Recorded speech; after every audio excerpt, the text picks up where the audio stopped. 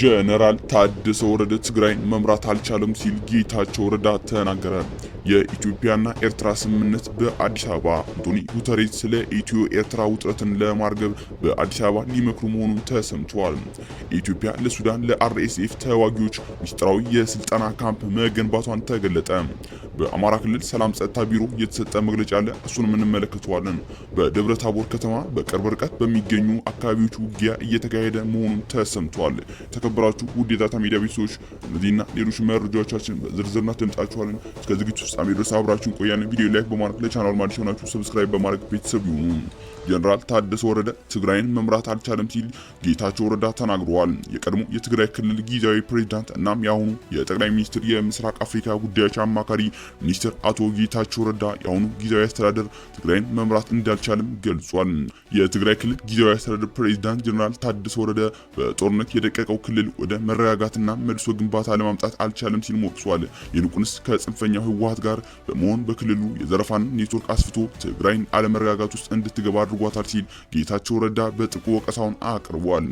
ይህም በእንዲህ እንዳለ አንቶኒ ጉተሬስ ስለ ኢትዮ ኤርትራ ውጥረት በአዲስ አበባ ሊመክሩ መሆኑን ተሰምቷል። የተባበሩት መንግስታት ድርጅት ዋና ጸሐፊ የሆነው አንቶኒ ጉተሬስ በዚህ ሳምንት አዲስ አበባ እንደሚጎበኙ ተሰምቷል።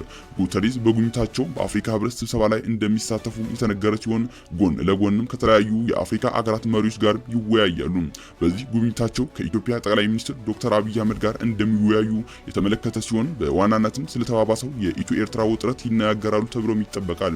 እንደሚታወቀው የኢትዮጵያ መንግስት ሻዕቢያ በኢትዮጵያ ላይ እያደረገ ስላለው ህገወጥ ድርጊት በሁለት ጊዜ ይፋዊ ደብዳቤ ለተመድ አስገብቷል። ሆኖም ግን ድርጅቱ ለሁለቱ የኢትዮጵያ ደብዳቤዎች ምላሽ አለመስጠቱ ነው የተሰማው።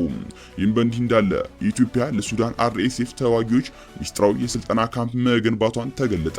በጎረቤት ሱዳን እየተካሄደ ያለው ደም አፋሳሽ የእርስ በርስ ጦርነት ቀጠናዊ መልክ እየያዘ መምጣቱ የሚያሳይ አዲስ መረጃም ወጥቷል። የሮይተርስም የሳተላይት ምስሎች እና የመረጃ ምንጮች እንደሚያመላክቱትም የኢትዮጵያ በቤኒሻንጉል ጉሙዝ ክልል ለሱዳን ፈጣን ድጋፍ ሰጪ ኃይሎች አርኤስኤፍ ተዋጊዎች የሚሆን ሚስጥራዊ የስልጠና ጣቢያ አቋቁማለች ተብሏል። ቦታው በቤኒሻንጉል ጉሙዝ ክልል መንጌ ተብሎ በሚጠራው ወረዳ ከሱዳን ድንበር 32 ኪሎ ሜትር ርቀት ላይ ነው። የተዋጊዎቹ ብዛትም እስከ ጥር ወር ድረስ መጀመሪያ 4300 የሚሆኑ የአርኤስኤፍ ተዋጊዎች በጣቢያው ስልጠና ላይ እንደነበሩ የጸጥታ ሰነዶች ያመላክታሉ። ካምፑ እስከ 10000 ተዋጊዎች የመያዝ አቅም እንዳለውም ተሰምቷል። እንደ ኢሮፒያን አቆጣጠር ኖቬምበር 24 የተነሳው የሳተላይት ምስል ከ640 በላይ ድንኳኖችን እና በርካታ የከባድ መኪኖችን እንቅስቃሴ ያሳያል። 8 የዜና ምንጮች የኢትዮጵያ ከፍተኛ ባለስልጣናት ጨምሮ ለሮይተርስ እንደገለጹትም የካምፑን ግንባታ የገንዘብ ድጋፍ ያደረገችው የተባበሩት አረብ ኤምሬትስ ነች። ኤምሬትስም ለተዋጊዎቹ ወታደራዊ ስልጠና እና የሎጂስቲክ ድጋፍ እያቀረበች መሆኑም ተገልጿል።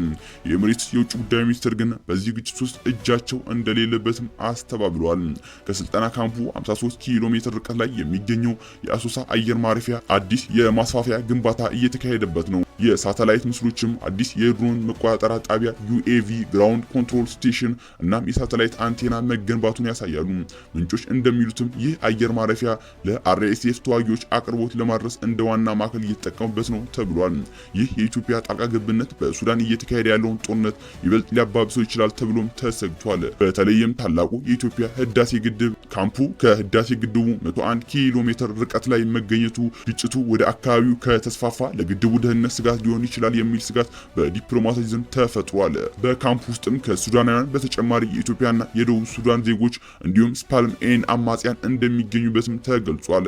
የኢትዮጵያና የሱዳን ፈጣን ደጋፊ ኃይሎች አርኤስኤፍ ለቀረበባቸው ዝርዝር ጥያቄ እስካሁን ምላሽ አልሰጡም። በመቀጠልም ከአማራ ክልል ሰላም ጸጥታ ቢሮ የተሰጠ መግለጫ እየተዋጋን ያለነው ከመንገድ ጠራጊው ጽንፈኛ ጋር ብቻ ሳይሆን ከወያኔና ሻዕቢያ ጋር መሆኑን ህዝባችን እውነታውን ማወቅ ይኖርበታልም ብለዋል። አሁን በአማራ ክልል ሆነ በመላው ኢትዮጵያ ውስጥ የሚካሄደው ግጭቶች አመራር የሚሰጣቸው ሎጂስቲክ የሚቀርብላቸው ከመቀሌና አስመራ መሆኑ ህዝባችን ማወቅ አለበት ተብሏል። ወልቃይትና ጠለምት ራያን ለመውረድ የቋመጠው ቡድን ለውስጥ ባንዳ ጽንፈኛ ኃይል የተሰጠው ተልዕኮ ከውስጥ ግጭት በመፍጠር ወደ ድንበር የሚሄደው መከላከያ ሰራዊትን በየዞንና ወረዳ ተወጥሮ እንዲቆይ በማድረግ ያለምንም ከልካይ ወልቃይትና ጠለምት ራያን ለመቆጣጠር ነው። ስለሆነ የምናካሄደው ውጊያ ከላኪዎቹ ታሪካዊ ጠላቶቻችንና ከተላላኪው የውስጥ ባንዳና ጽንፈኛ ኃይል ጋር መሆኑን መላው ህዝባችን አውቆ አካባቢውን በንቃት መጠበቅና በራስ አቅም የህግ በላይነት ማስከበር ይገባል ብለዋል። ሰራዊታችንም ዛሬም እንደ ትናንቱ በተጠንቀቅ ድንበራችን እየጠበቀ ይገኛል። ሰላም ለህዝባችን፣ ሰላም ለኢትዮጵያ ስል ከአማራ ክልል ሰላም ጸጥታ ቢሮ የተሰጠ መግለጫም ያሰማሉ። በመቀጠልም ከደብረ ታቦር ከተማ በቅርብ ርቀት በሚገኘው አካባቢ ውጊያ እየተሰማ መሆኑ ተሰምቷል። ከደብረ ታቦር ከተማ በቅርብ ርቀት ከሚገኙ አካባቢዎች ላይም ከባድ ውጊያ እየተካሄደ መሆኑን ተከትሎ በከተማው የሚገኙ ካድሬዎች ለበላይ አለቆቻቸው የድረሱልን ጥሪ ማሰማታቸው ተናግረዋል። የባህር ዳሮች ካድሬዎች ለደብረ ታቦር ከሚገኙ ካድሬዎችም ወይ ለፋኖ እጅ ሰጥታችሁ ህይወታችሁን አትርፉ አሊያም ደግሞ አንጀትን ሰርስር በምትባለው ዋሽንት የተቀናበረች የሀዘን መግለጫ በአሚኮ በኩል እናስነግርላችኋለን የሚል ውስጠ ወይራ መልእክት ያዘለች ምላሽ ልከዋል ተብሏል። እብናት፣ ማክሰኝት፣ ወረታ ክምር ድንጋይ የነበሩ የአገዛዙ ወታደሮችና ካድሬዎችም ምድር ተከፍታ እንድትውጣቸው ጸሎት ላይ ናቸው መባል ነው የተሰማው። የተከበራችሁ ውድ የዛታ ሚዲያ ቤተሰቦች ለዛሬ ይዘንላችሁ የቀረበው መረጃ እነዚህን ይመስላሉ። ቪዲዮ ላይክ በማድረግ ቻናል አዲስ ሆናችሁ ሰብስክራይብ በማድረግ ቤተሰብ ይሁኑ።